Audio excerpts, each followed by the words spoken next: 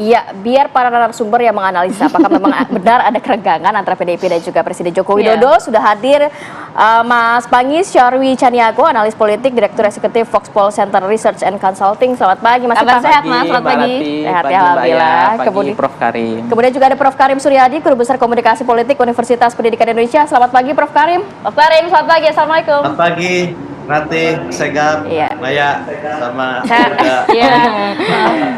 Ya, terima kasih. Saya mau ke Mas Pangi terlebih dahulu ya. Prof Karim, Mas Pangi kalau melihat ini kan spekulasi muncul begitu ya. Kayaknya rentetan kejadiannya juga sudah ada sebelumnya. Spekulasi mengenai Pak Presiden Joko Widodo mendukung dari koalisi Prabowo. Kemudian juga ini nampaknya PDIP sudah terang-terangan mengkritisi kebijakan dari Pak Presiden Joko Widodo, di mana ini adalah kader PDIP sendiri. Kenapa harus mencuat ke publik? Akhirnya kan seakan ada kerenggangan antara keduanya begitu, Mas Pangi melihatnya? Mas Pangi bilangnya perang syaraf katanya. Perang syaraf. Jadi memang kalau lihat ya perang urat saraf itu udah dimulai kan setelah persis peristiwa Golkar dan PAN itu bergabung menyatakan ke koalisi Pak Prabowo. Itu kan bukan peristiwa satu kasus. Misalnya ketika kasus ini sudah terjadi sebelumnya dan ini ditandai dengan bergabungnya dua partai ini. Nah, cara tanda campur tangan itu kan dijawab oleh Pak Jokowi kemarin bahwa saya bukan Pak Lurah, saya presiden. Saya tidak tahu menau, saya tidak ikut campur persoalan itu. Itu urusan partai politik. Iya, tetapi setelah hasil survei Press Open kita kemarin bahwa endorse Pak Jokowi juga makin naik, Mbak Rati. Ke Prabowo? Iya, ke Pak Prabowo. Okay. Nah, itu kemarin data kita kan 15% ya, pengaruh Pak Jokowi. Nah, sekarang sudah di angka 30%. Wow. Efek pengaruh Pak Jokowi untuk mengendorse. Nah, endorse pun hari ini intensitas dan arah endorse lebih cenderung ke Pak Prabowo juga. Nah, yang kedua adalah level confidence-nya PDIP untuk bertarung Ganjar PDIP dengan Ibu Mega itu kurang serk, itu kurang tarung ketika tidak ada Golkar dan PKB. Kalau PDIP kan alon-alon asal kelakon gitu loh, Mas. Pelan-pelan. Walaupun memang beliau alon-alon itu memang iya, tetapi kan golden ticket memang dia sendiri juga bisa sebetulnya. Tapi kan level confidence kan penting, kepercayaan itu muncul. Nah, tanpa Golkar, tanpa PAN, itu mereka nggak percaya diri juga. Maksudnya tanpa Golkar, tanpa PKB maksud saya kan. Karena elektabilitas PKB yang fresh open data kita ini kan sudah 6%. Golkar juga 5%. Artinya ini mesin yang jalan gitu, gardannya harus banyak. Nah, walaupun meski dalam data kita bahwa pengaruh presiden dan pengaruh dukungan partai politik kalau digabung itu masih besar pengaruh calon presiden dibandingkan jumlah suara yang dikumpulkan oleh partai politik. Artinya ini memang ada perang politik di sini ya dalam isu ini. Kalau gitu saya mau ke Prof Karim. Prof, kalau Anda melihatnya ini sebenarnya memang bentuk konsistensi dari PDIP untuk mengangkat isu lingkungan atau justru memang upaya dari PDIP untuk mendegradasi lawan politiknya, Prof? Gini, kalau dilihat dari perspektif Jokowi dan pidato kenegaraannya ya, saya tidak menampik pandangan yang menyatakan ada isu keretakan, perang saraf, dan lain-lain. Tetapi saya ingin melihat masalah ini dari perspektif yang konstruktivis dan futuristik gitu ya. Jadi saya melihat dan menyebut pidato tahunan kemarin, itu ingat loh, itu peristiwa kenegaraan dan Jokowi hadir sebagai kepala negara. Maka dari itu saya menyebutnya itu sebuah proklamasi kemerdekaan Jokowi. Kenapa? Kenapa saya bilang begitu? Karena ada dua elemen maksim yang mendukung itu. Yang pertama, dia protes bahwa dirinya disebut sebagai lurah, menunggu arahan Pak Lurah. Meskipun saya pribadi, saya tidak pernah mendengar itu. Jadi sesungguhnya ini adalah fakta yang mencuat, sebuah fenomena yang mencuat dari kalangannya sendiri. Jadi dia tegaskan bahwa dia jangan tunggu saya, dan ini sekaligus secara verbal meralat dan mencabut pernyataan sebelumnya yang menyatakan bahwa dia akan cawe-cawe untuk kepentingan negara dan sekaligus akan memberikan bisingan kuat.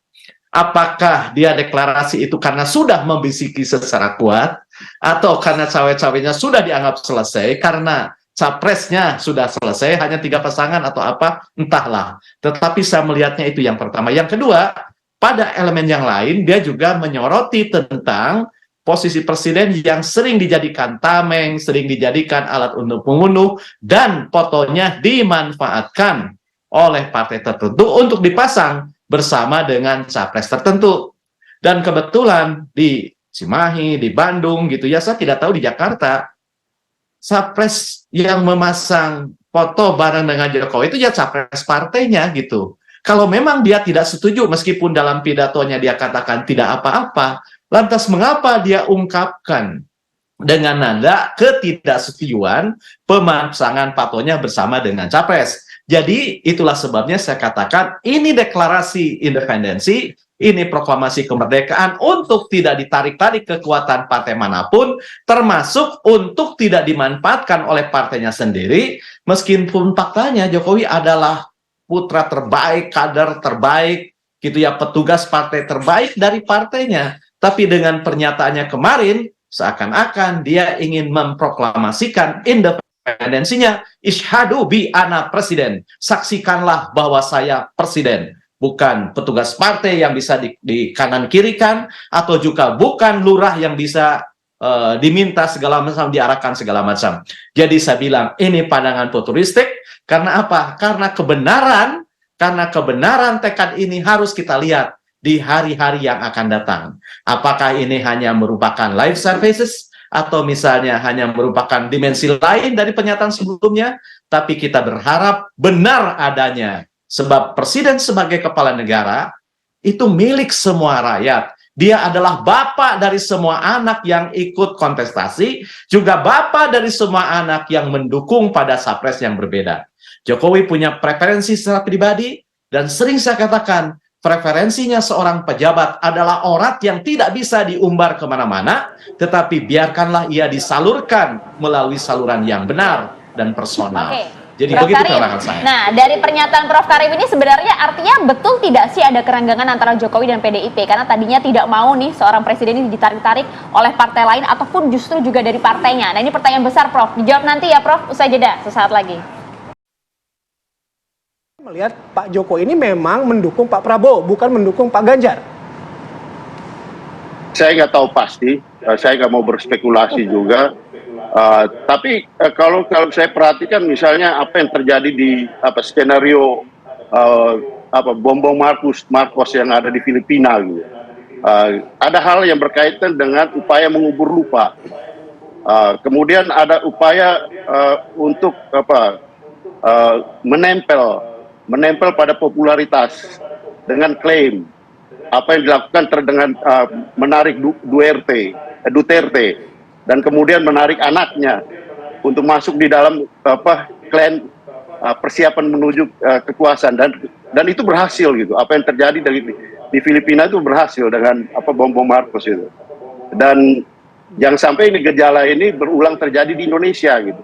Nah, indikasi-indikasi seperti ini nanti Mbak Wiwi sebagai pengamat bisa menjelaskan itu lebih jauh. Mbak Wiwi lebih tahu soal itu.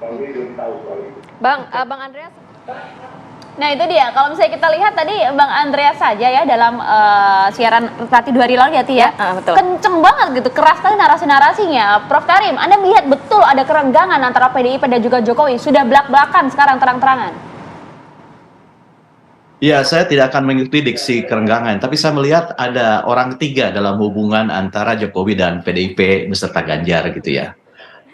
Meskipun secara formal orang PDIP, tapi kan bukan hanya kedekatan, sebenarnya kan bukan hanya kedekatan dalam berbagai acara gitu ya. Kenapa publik meragukan meskipun sering dibilang kedekatan Jokowi dengan Prabowo itu kan presiden sebagai kepala pemerintahan, Prabowo sebagai menteri pertahanan. Tetapi kan kalau kalian melihat konteks, seringkali kebersamaan itu di luar aspek-aspek yang berhubungan dengan Kementerian Pertahanan, itu yang pertama. Belum lagi bahasa sebelumnya, jauh hari sebelumnya dikatakan 2024 bagian Prabowo Subianto dan lain-lain. Dan lagi misalnya kedekatan antara anak-anaknya gitu ya, anak menantu dengan Prabowo juga jauh lebih dekat gitu ya. Dan belum lagi misalnya disambut oleh Prabowo gitu ya, baik dalam acara di UGM belakangan justru yang lebih nyaring menyatakan akan melanjutkan kebijakan Presiden Joko Widodo itu adalah Prabowo, bukan Ganjar yang secara ideologis sesungguhnya merupakan kelanjutan dari perjuangan Joko Widodo. Jadi atas itu semua. Nah, lebih-lebih dengan bergabungnya PAN, kemudian Golkar ke Gerindra dan PKB, itu kan seperti starting line up sebuah kesebelasan sepak bola yang dibangun oleh pemain-pemain yang mentereng. Betul, kalah menangnya sebuah permainan sepak bola itu kan tergantung pada bagaimana jalannya permainan, bagaimana rumputnya, bagaimana mood sang pemain. Tetapi pengumuman tentang starting line up bahwa pemain A, B, C semua bintang semua itu akan memberikan tekanan psikologis. Dan setidak-tidaknya ini akan merusak oli yang dibangun sebelumnya. Ini terlihat gitu ya, ini terlihat bagaimana kencengnya kritik yang disampaikan oleh Sekjen PDIP soal food estate yang meskipun membidik Menteri Pertahanan gitu ya, tapi kan Joko Widodo mau tidak mau ke bawah. Karena ide food estate itu dijalankan oleh dan program itu dijalankan oleh Presiden Joko Widodo pada periode kedua, meskipun implementornya gitu ya ada Menteri Pertanian gitu ya, ada Menteri Pertahanan. Jadi menurut saya isu itu agak sulit dibantah gitu ya, meskipun kita tidak bisa menghadirkan fakta, tetapi ada fakta yang terdedah dan bisa dibaca seperti itu. Oke, Baik, sampai di sana poinnya Prof. sudah kita tangkap. Mas Ipang, kalau melihat kritikan Hasto ini ke food estate memang ditujukan kepada menterinya, tapi kan itu kebijakan Pak Presiden Joko Widodo di mana itu kader PDIP dan dipakai diksinya kan cukup keras. Kenapa kejahatan lingkungan bukan kerusakan lingkungan? Ini cukup keras nih Mas. Kemudian juga kalau kita melihat sebelumnya sedikit ke belakang 15 Agustus saat konsolidasi kepala daerah se Jawa Tengah Partai PDIP, ini anaknya Pak Jokowi nggak diundang. Padahal kader PDIP juga. rentetan kejadian nih jadi ya. Benar berarti dong. Kerenggangan itu terlihat bahkan sampai ke publik. Ya, sebetulnya kalau diksi perasa kejahatan memang itu menuju langsung ke Pak Prabowo kan untuk tindakan kejahatan ya kan. Memang tidak ada dampak buruk, kerusakan. Betul, tidak ada dampak lingkungan rusak yang bahasa-bahasa yang agak levelnya lebih turun kan. Ini agak memang ekstrim memang sih. Nah, itu memang tapi kalau saya ingin mencoba menjelaskan Mbak Rati bahwa ada dua faktor penting sebetulnya yang menyebabkan hubungan keretakan atau renggangnya PDIP dengan Pak Jokowi. Nah, pertama adalah partai koalisi. Karena setelah memang harapannya itu kan setelah Airlangga diperiksa di Kejaksaan, kemudian Munaslup isu dimunculkan oleh Pak Luhut, itu kemudian Partai Golkar kan memutuskan untuk merapat ke koalisi Prabowo. Dan sama halnya dengan PAN. Pertanyaannya memang kalau tidak ada kekuatan lain di situ, siapa yang punya kingmaker atau menjadi penentu di koalisi itu, apakah betul karena mereka merapat karena ke Prabowo-nya? Saya nggak yakin gitu. Sebelumnya pernah ketemu Puan juga soalnya. Iya, pernah ketemu Puan juga. Maunya Golkar merapat ke sana tentu karena ada apanya, ada kekuatan lain di situ. Saya nggak sebut nama Pak Jokowi di situ.